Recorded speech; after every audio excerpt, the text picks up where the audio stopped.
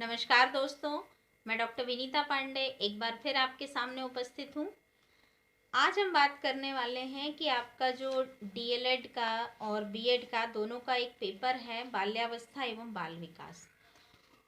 ये जो पेपर है आपका, ये साइकोलॉजी अर्थात शिक्षा मनोविज्ञान पर आधारित है और इसमें मुझे कई विद्यार्थियों ने पूछा है कि कुछ प्रश्न उनको समझ में नहीं आ रहे हैं, कुछ टॉपिक उनको समझ में नहीं आ रहे हैं। तो आज हम उसी पर बात करने वाले हैं कि आपकी जो डीएलएड में आपकी इकाई 2 है, यूनिट 2 है आपकी गत्यात्मक विकास, और बीएड में भी आपका ये है गत्यात्मक विकास। कि गत्यात्मक विकास क्या है, किस प्रकार से होता है, तो आज हम उसी पर बात करेंगे। यूनिट 2 है आपकी शारीरिक गत्यात्मक विकास। इसका इंग्लिश में ट्रांसलेशन होता है कि फिजिकल मोटर डेवलपमेंट। तो सबसे पहले हमें ये जानना जरूरी है कि गत्यात्मक विकास है क्या। और गत्यात्मक को हम कई बार गामक विकास भी कहते हैं, गामक को गत्यात्मक कहते हैं और गत्यात्मक को गामक विकास भी कहते हैं। तो आप सभी को पता है कि बालक का गत्यात्मक विकास जो होता है वो गर्भ से ही प्रारंभ हो जाता है। जब बालक गर्भ में लगभग 6 माह का होता है तभी उसकी गति का अनुभव जो है वो माँ को होने लगता है। ये आप सभी ने भी अनुभव किया होगा। तो जब बालक गर्भ में होता है तो माँ को उसको 6 माह के बाद उसको ये पता चलने लगता है कि वो किस प्रकार की हलचल कर रहा है। अर्थात बालक जो है गत्यात्मक विकास करता रहता है।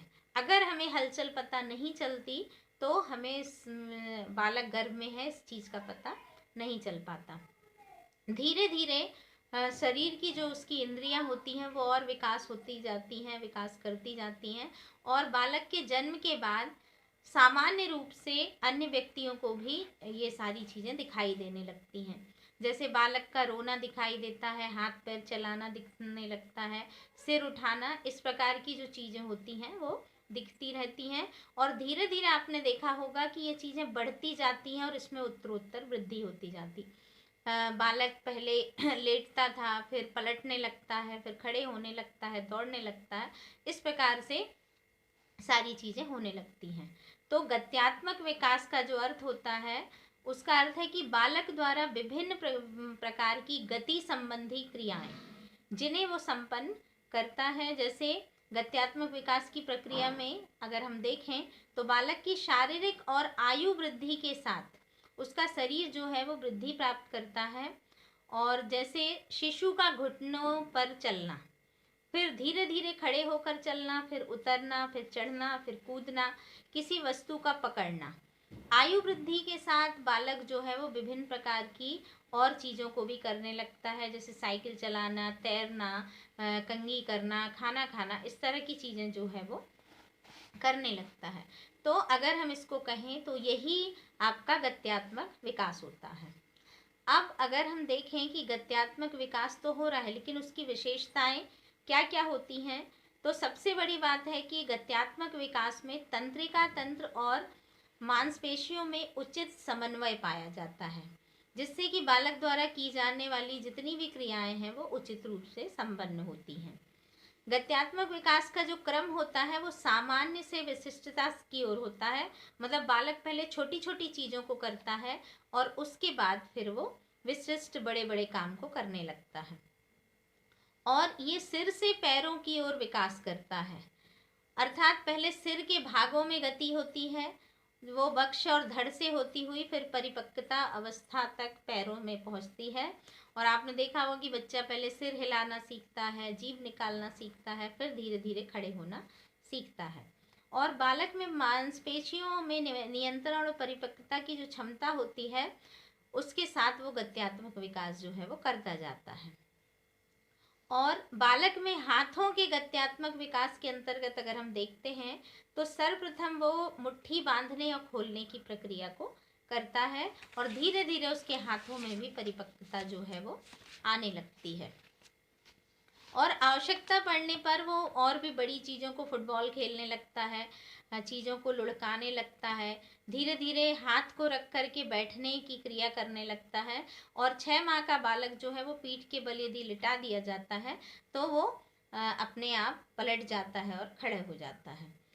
पैरों के गत्यात्मक विकास का संबंध जब हम देखते हैं तो हमें ये मिलता है कि उछलने लगता है, कूदने लगता है, सीढ़ियों पर चढ़ने लगता है और धीरे धीरे नाचने की क्रिया भी वो करने लगता है।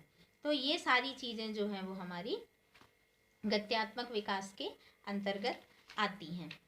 अब कई बार ये प्रश्न आता है कि जो शारीरिक और गामक विकास के अवसर प्रदान करने में शिक्षकों और अभिभावकों की भूमिका का वर्णन कीजिए। ये बहुत इम्पोर्टेंट प्रश्न है जो नॉर्मली आता है कि किसी भी विद्यार्थी की ये जो आपकी गत्यात्मक या गामक विकास होता है उसमें अवसर प्रदान करने में शिक्षकों और अभिभावकों की जो भूमिका होती है वो क्या होती है। तो देखिए, शिक्षकों की जो भूमिका होती है वो ये होती है कि परिवार के जीवन का अधिकांश समय जो होता है आपने देखा होगा बच्चे का वो विद्यालय में गुजरता है और वहाँ पर विद्यालय का जो वातावरण होता है वो उसके अनुकूल ही होना चाहिए। शिक्षकों को बच्चों की जो समस्याएं होती हैं उनको समझना चाहिए और बालक की प्रेरणाओं को समझने के बाद उनकी शक्ति, उनका दृष्टिकोण, उनका व्यक्तित्व, सारी चीज़ें जो हैं वो वहाँ की जो वहाँ का जो वातावरण होता है वो इसको प्रभावित करता है। तो बालकों को शिक्षक जो होते हैं वो स्वच्छ परिवेश देते हैं, मनोवैज्ञानिक वातावरण देते हैं और इससे ही उनका सर्वांगीण विकास होता है। जैसे यदि हम उदाहरण के रूप में समझें तो हम ये पाते हैं कि स्कूलों में आप देखिए पहले छोटी छोटी चीज़ों को अगर हम नर्सरी क्लास से देखें तो छोटी छोटी चीज़ों को सिखाया जाता है, पहले स्लेट पेंसिल से, फिर पेंसिल से, फिर पेन से, और छोटे छोटे गेम सिखाए जाते हैं इन आउट से लेकर के फुटबॉल और खो खो कबड्डी तक। तो इस तरह से गत्यात्मक विकास होता जाता है।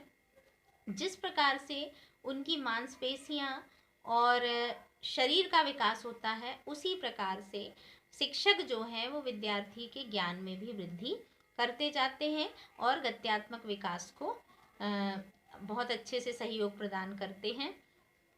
अब हम देखें अगर तो अभिभावकों का जो योगदान होता है वो ये होता है कि बालक का अधिकांश समय आपने देखा होगा वो घर में ही होता है और वहाँ पर वो अपने माता पिता, भाई बहन, दादा दादी आदि के संपर्क में रहता है।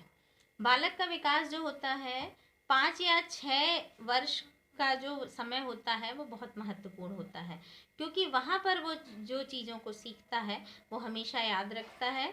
और इसके अलावा बाल्यावस्था और किशोरावस्था में भी बालक जो है वो अनेक बातें सीखता है, आपके संस्कारों को सीखता है, बहुत सारी चीज़ों को। तो उनके शारीरिक स्वास्थ्य की आधारशिला जो होती है वो नॉर्मली घर पर ही रखी जाती है। तो परिवार जो होते हैं वो बालक के शारीरिक विकास में अहम भूमिका निभाते हैं और वहाँ पर ही जो आपका एक बच्चा होता है वो प्रेम, स्नेह, सहयोग, सहानुभूति, प्रेरणा और स्वाभाविक आकांक्षाएं जो होती हैं कि कौन कौन सी चीज़ों की ज़रूरत आपको जीवन में बहुत ज़रूरी है और कौन सी चीज़ें आपकी अनुपयोगी हैं। भोजन, वस्त्र, खेलकूद और मनोरंजन के साधन उपलब्ध करा करके हम जो बच्चों को उनके स्वास्थ्य सुधार और व्यवहार को सुधार पाते हैं। और मानसिक व्याधि से ग्रसित व्यक्ति जो होते हैं, बच्चे जो होते हैं, उनके प्रति हम सहानुभूति का व्यवहार करके, चिकित्सा का प्रबंध करके, उपचार की विधियां अपना करके उनको मानसिक सुधार के महत्वपूर्ण जो भी दायित्व होते हैं उसको परिवार निभाते हैं। तो अगर हम माने तो परिवार और शिक्षक की भूमिका जो होती है प्रत्येक व्यक्ति के जीवन में बहुत ज़्यादा होती है। परिवार जो होता है वो पूरे व्यक्तित्व को संवारता है और वहाँ से हम बहुत सारी चीज़ों को सीखते हैं और साथ ही शिक्षक और शिक्षा जो है वो हमें एक उत्तम नागरिक बनाती है, एक बेस्ट पर्सनालिटी बनाती है। लेकिन इन चीज़ों को हमको समझने के लिए बहुत सारी चीज़ों का परिवेश मिलना चाहिए और इसीलिए कहा जाता है कि घर और विद्यालय जो होते हैं वो समाज की आधारशिला होते हैं। तो आशा है कि आपको ये समझ में आ गया होगा कि गत्यात्मक विकास क्या है गत्यात्मक विकास की विशेषताएं क्या हैं, और शारीरिक और गामक विकास के लिए या गत्यात्मक विकास के लिए आपको शिक्षक और अभिभावकों की जो भूमिका होती है या उनका स्थान जो है वो महत्वपूर्ण क्यों होता है। तो आज के लिए बस इतना ही। अगले वीडियो में हम इसी यूनिट के बारे में और भी बात करेंगे, जो बहुत सारी चीज़ें हैं जो आपको कई बार पढ़ने पर नहीं समझ में आती हैं। आप इस वीडियो को देखिए और अपने ज़्यादा से ज़्यादा दोस्तों को शेयर कीजिए। आज के लिए बस इतना ही। धन्यवाद।